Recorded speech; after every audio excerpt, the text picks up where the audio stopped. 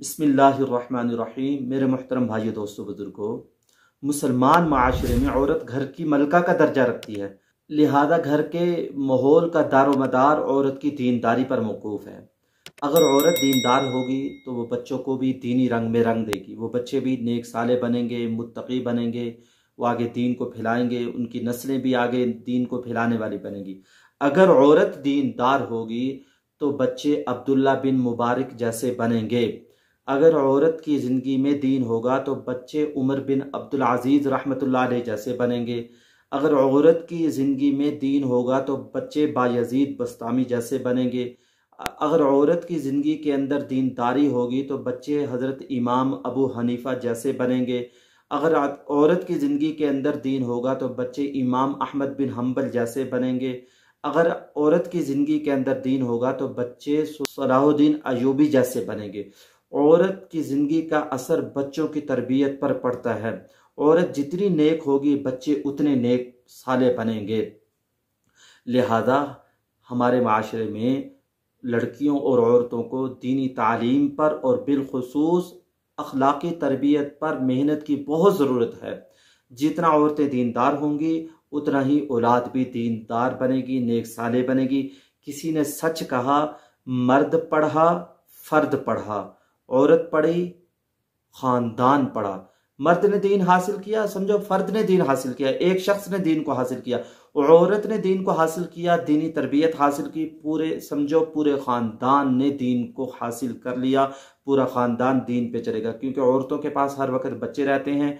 किसी ने कहा कि औरत का दीन पे लगना पूरे ख़ानदान का दीन पर लगना है। जितनी औरत दीनदार होगी, नेक साले होगी, उतना ही दीन आगे फैलेगा। बच्चे नेक साले बनेंगे, आगे उनकी तरबियत अच्छी होगी, वो भी आगे बड़े होकर नेक बनेंगे। वो अपनी माँ के नक्शे कदम पर चलेंगे, आगे वो भी उनकी औलादें भी ऐसे नेक और साले और मुत्तकी और परहेजगार बनेंगी। फरंगी अक्लमंदों में से किसी एक का कौल है, तुम मुझे अच्छी माएँ दो मैं तुम्हें अच्छी कौमें दूंगा। तुम मुझे अच्छी माएँ दो मैं तुम्हें अच्छी कौमें दूंगा। माएँ अच्छी होंगे तो नस्लें आगे अच्छी बनेंगी, नेक साले बनेंगी, मुत्तकी बनेंगी, परहेजगार बनेंगी।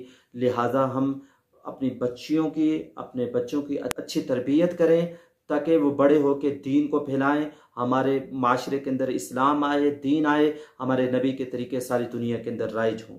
एक वक्त था जब हामिद तिजारत के लिए घर से निकलता था, उनकी बीवियां मुसल्ला उठाकर बैठ जाती, चाच की नमाज़ें पढ़ती और रो रो के अल्लाह से दुआएं करती, ऐ अल्लाह मेरा हामिद रिज़्क़ हलाल के लिए निकला है, अल्लाह मेरे हामिद की मदद कर।